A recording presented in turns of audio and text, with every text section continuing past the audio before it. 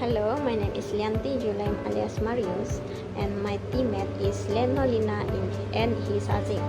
Today, our group will present about loan assessment. On the slide, we will talk about introduction, loan structure, loan pricing formula, what is credit proposal, writing of credit proposal, and introductions. I will present about introduction and pricing formula. What is loan? A loan is a sum of money that is borrowed from a lender with an agreement to repay, typically with interest, over a certain period of time. Loans are commonly used for a various purposes such as purchasing a home, financing education, or starting a business. I will pass this to Lenolina Mary to continue it.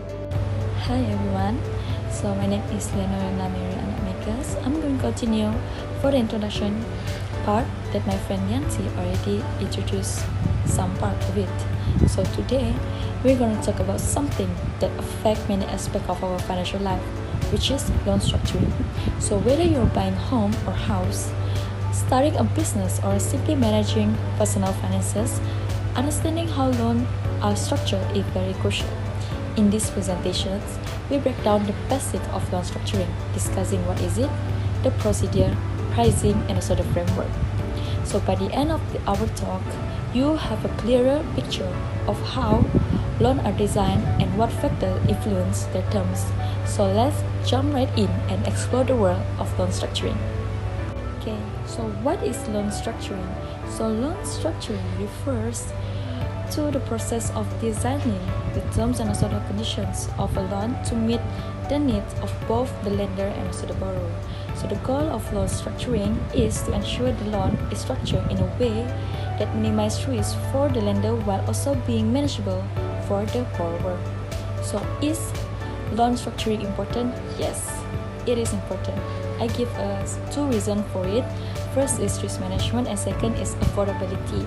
For risk management, proper structuring helps to mitigate risk, which may reduce risk for both borrower and also the lender. Whereas next is for affordability. Structuring a loan in a way that matches the borrower cash flow and also the financial situation ensure that repayment are manageable. Means for borrowing loan, you need to follow their cash flow so that it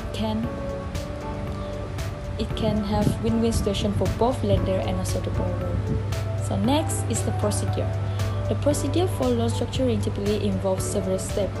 So here we have 10 steps, which are assessment of borrower financial situation, identify loan purpose, determine loan amount, setting interest rate, choosing loan term, structuring repayment schedule, collateral and security, legal documentation, and lastly, monitoring and management, lastly, completions and disbursement.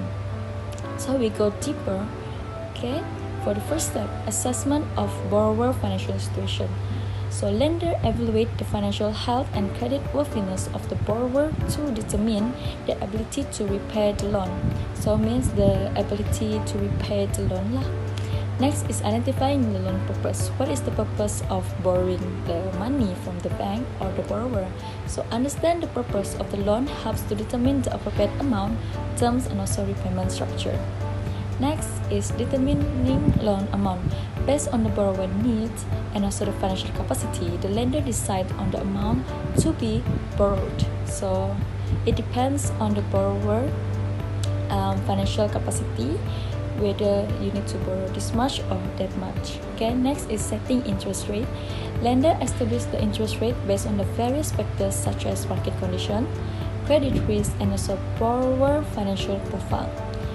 Next is choosing loan term. So the long term or the duration of the loan is decided considering factors like the borrower ability to repay and the purpose of the loan.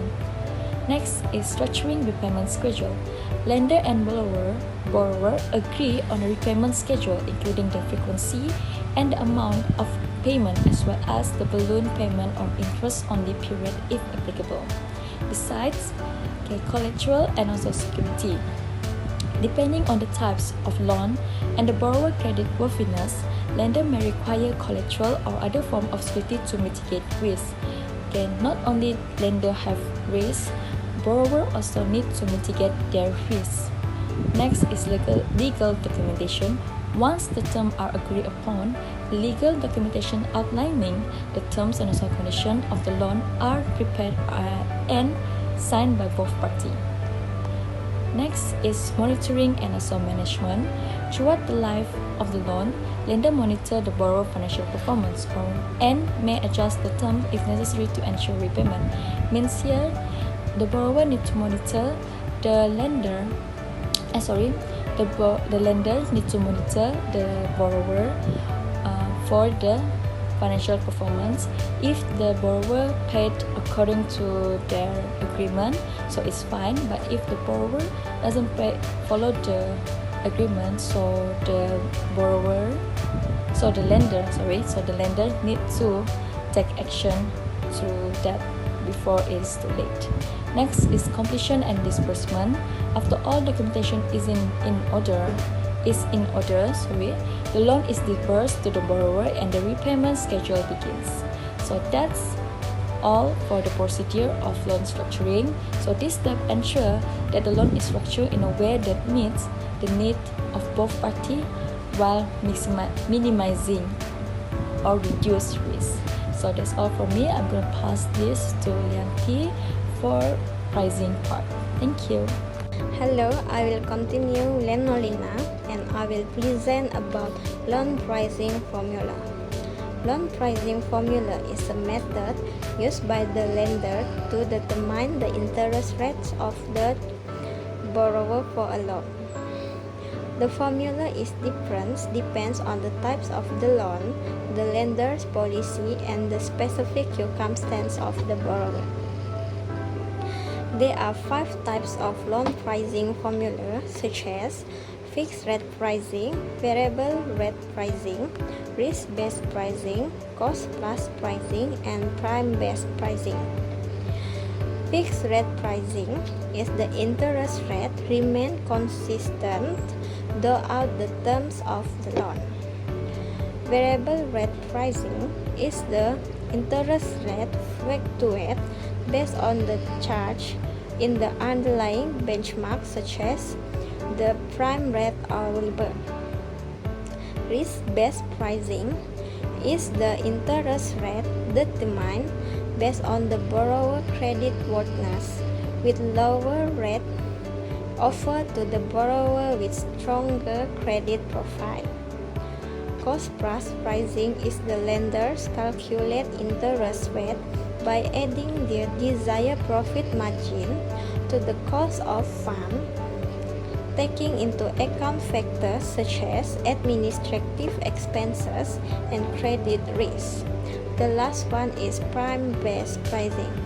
Prime-based pricing is the interest rate set based on the lender prime rate, which typically reflect to the lower rate offered to the most creditworthiness borrowers. That's all from me. Thank you. Next, I will present what is credit proposal, how to write credit proposal, and what the important component in credit proposal. Do you guys know what is credit proposal? Credit proposal also can call as a credit memorandum or credit memo. What is credit memo? Credit memo is a document that issued by the creditor that we can call as a seller to the borrower or buyer. This document to mitigate the amounts debts of the buyer or borrower. In credit memo, we have 5 important components. First, we have debt. The debt serves as accrual points of reference for the credit being issued.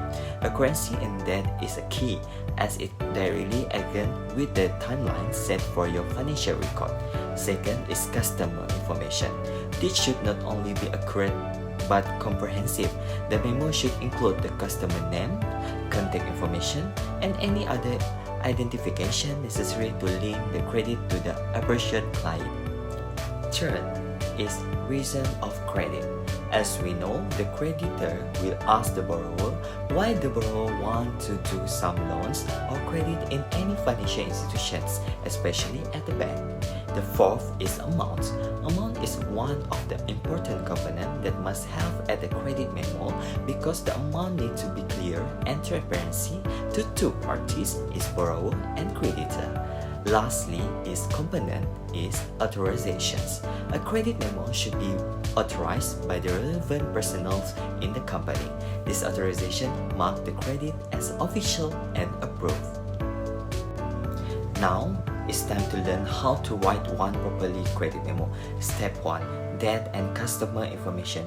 Begin with entering the debt the credit memo is created or the debt the reason for the credit become notes. After that, ensure that all customer information is accurately listed.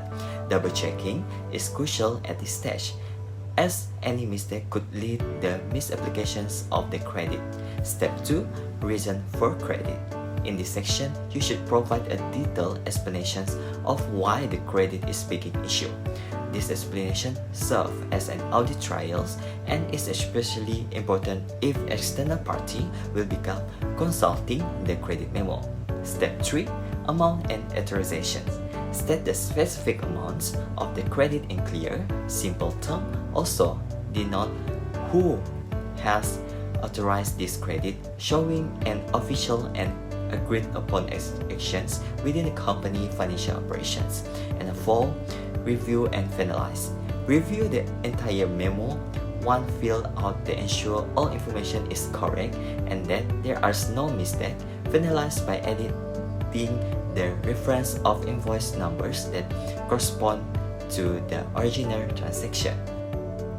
In conclusion, loan structuring involves the arrangements of terms to meet both borrower and lender needs, while loan pricing formula determine interest rate based on factors like risk and market condition.